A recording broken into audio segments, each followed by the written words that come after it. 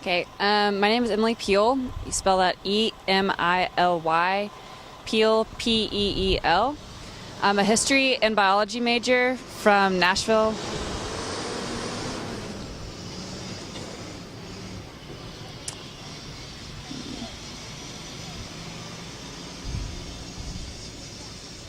Little that sounds good, but now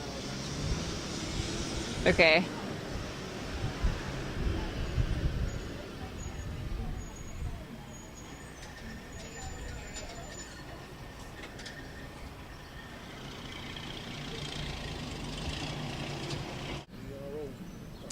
So I'm a history and biology major. Oh, okay. My name is Emily Peel, and I am a history and biology major from Nashville, Tennessee. You spell that Emily, Emily, Peel, Peel. What major again? I'm a history and biology major on the pre-med track from Hendersonville, Tennessee, actually. So South side of Nashville, right? just north of Nashville, yes, sir. How'd you end up at Alabama in the University Fellows Program?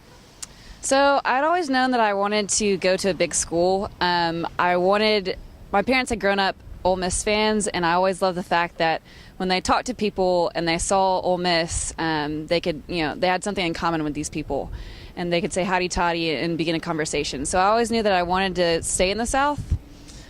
I always knew that I wanted to stay in the South and go to a big school and have that sense of community that comes with a big name. And so Alabama was one of the choices that I had. And when I came down to the campus, everyone was very welcoming and very excited to see me there. And so I felt like an immediate sense of welcome into the community. What's happening is the branch is showing a little light on your face. I'm going to move over, come forward. That way you clearly have, that's a much better shot. Okay. No post office, but that's better. Okay, keep talking. So that's pretty much why I chose the University of Alabama. The way that I found the University Fellows Program was I actually saw it online, and I kind of talked with my parents about it, and it seemed something interesting to do in the sense of community and the sense of servant leadership. And I know that I developed a sense of servant leadership throughout my high school, and so I wanted to continue that leadership throughout college. So I wasn't exactly sure. I didn't even know what the black belt was, actually. And so once I came down and visited, I really fell in love with the program and began to understand where my place was in the program. Talk about your project here in Marion. What are you working on? My partner, Abby Paulson, and I were working on doing a healthcare survey for Miss Frances Ford. And basically the survey aims to better address the needs of the health needs of Perry County. And so some of the questions we ask are, do you have high blood pressure? Do you have diabetes? And one of the main points of the survey is asking, do you think that Perry County would benefit from a critical care or urgent care center?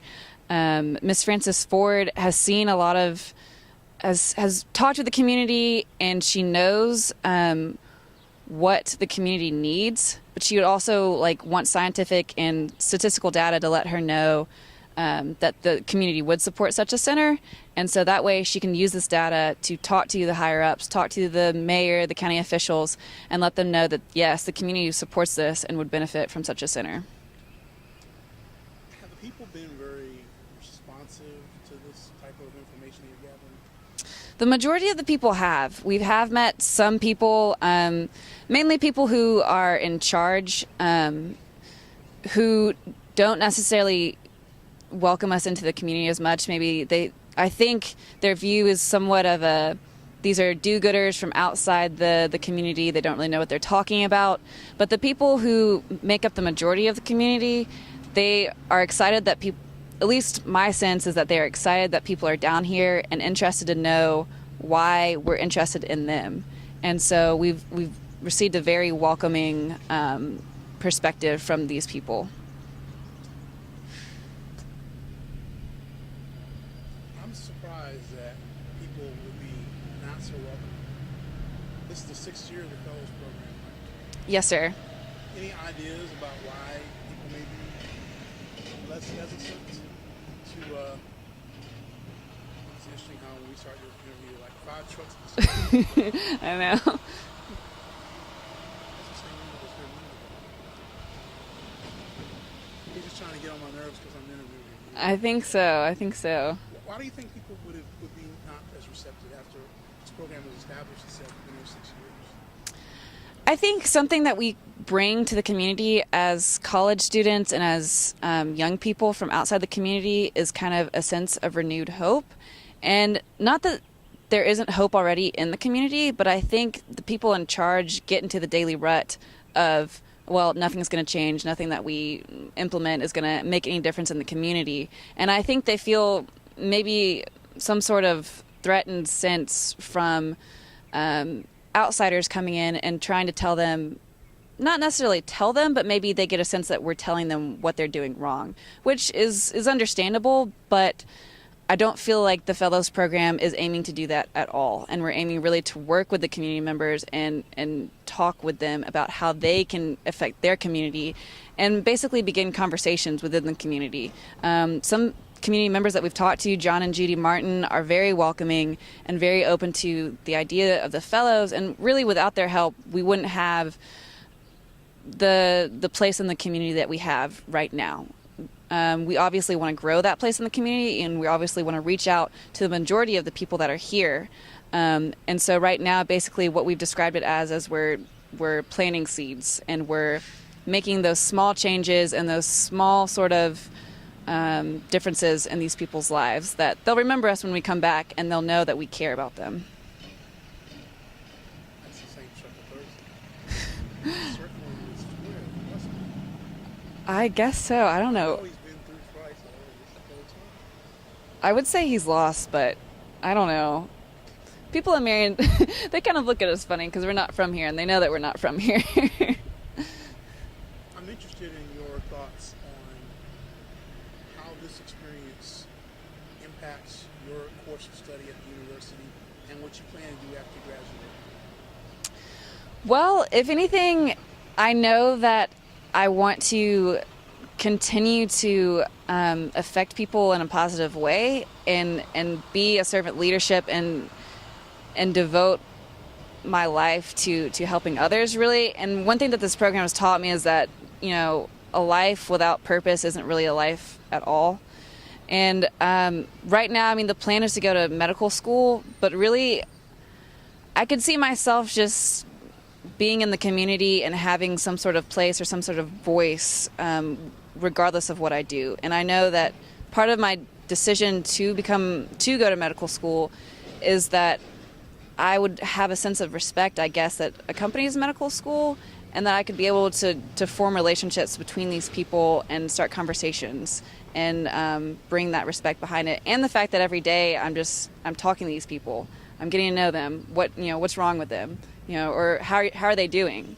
So that's the direction that I see myself going. Do you see solutions or seeds for solutions? Because there are other communities like Marion around the country where you as a doctor might be able to make a difference.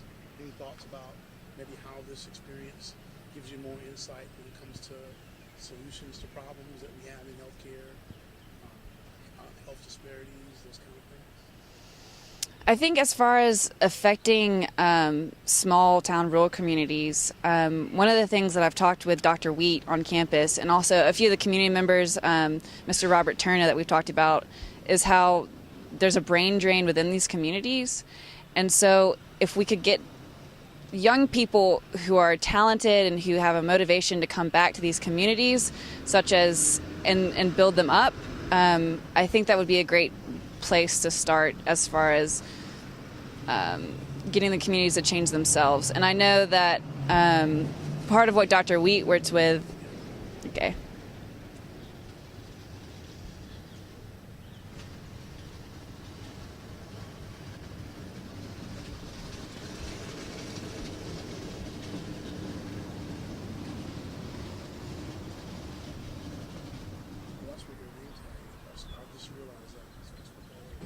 Oh, my name tag? Mm-hmm. Yeah, it's a very influential place within the community.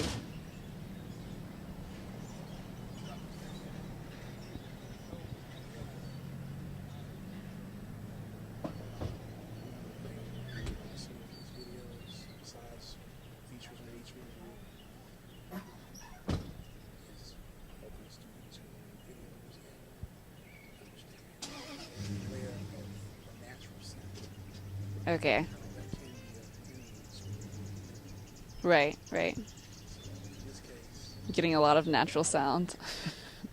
it's good.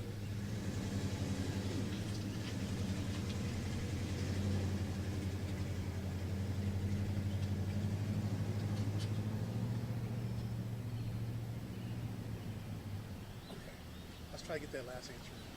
Again, you were talking about how this understanding these things about the health experiences of those in Marion could be informative for other small towns because rural medicine, stand by. Rural medicine is rural medicine. There are lots of rural communities in the country. So we have an institute of rural medicine, rural health on our campus. And so I think, so part of the reason, one of the ways that Dr. Wheat works on the campus is he's encouraging these people who are smart and who are motivated, really just motivated and have an interest in their community, to come back and not have the brain drain of these motivated students. And it's really these students who come back and show the community members, hey, we came from the same place as you, we're just like you, and shows them and allows them to affect their community in a more meaningful way than we could ever do as fellows. And they show that there is a level of success that doesn't involve necessarily going out and making $1 million and living in a big city. It's involving with the amount of connections and being able to support yourself and having a sense of pride of where you came from. Excellent. Anything else you want to add? No, I think that'll do it.